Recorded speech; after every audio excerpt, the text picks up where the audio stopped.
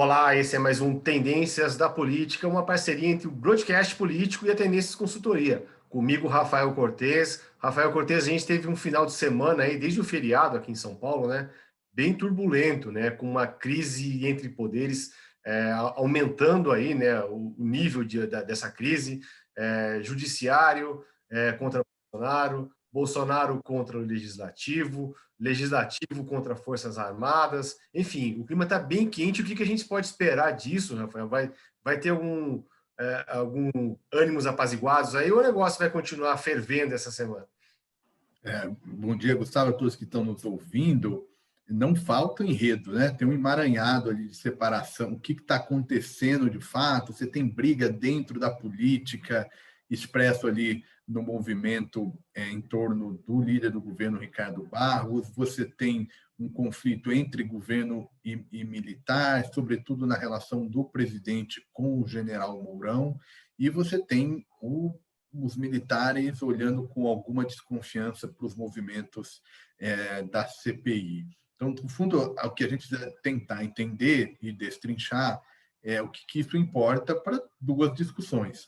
Mais no curto prazo, o debate sobre possível impeachment presidencial e no médio e longo prazo, os riscos olhando para 2022. Se a gente olhar primeiro para o curto prazo, o que eu acho que pode ser chave, né? O presidente, nos últimos dias, tem aumentado o tom em relação a esse tensionamento institucional, sobretudo pelo caminho do voto impresso, né? Com críticas diretas a ministros do Supremo e especulando que um cenário em que não poderia haver eleição olhando para 2022.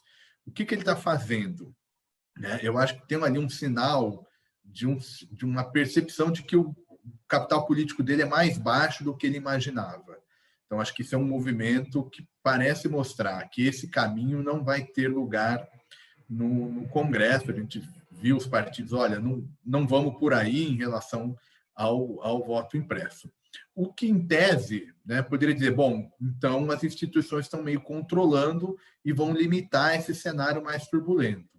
O problema, e aí junto com a questão militar, Gustavo, é que num cenário em popularidade mais baixa, né, a tendência é ele se apoiar mais nas Forças Armadas e no papel que exercem no governo. Como a CPI deve gerar material, e isso de alguma maneira incomoda, na prática o que a gente pode estar vendo é cada vez mais essa ligação, embora isso ajude o impeachment, mas ao mesmo tempo, olhando para 22, deixa um cenário muito turbulento, especialmente se o Lula continuar indo bem nas pesquisas. Fael, e um dos outros suportes que o presidente poderia ter, né, além das Forças Armadas, como você bem disse, seria na Câmara, né, já que o presidente da Câmara, o Arthur Lira, é a pessoa que caminha, né, que deveria caminhar algum pedido de impeachment, abrir algum processo de impeachment.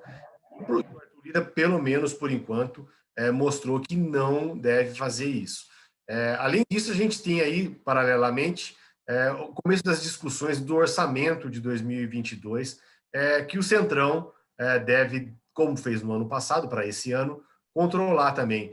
A gente pode ver alguma ligação entre o presidente liberando mais verbas, né, para o ano eleitoral, para poder ir dando mais cargos para esse bloco de poder do Centrão, para poder tentar frear esse avanço pelo impeachment, ou não? O Centrão é mais maleável e pode abandonar o barco aí a qualquer momento.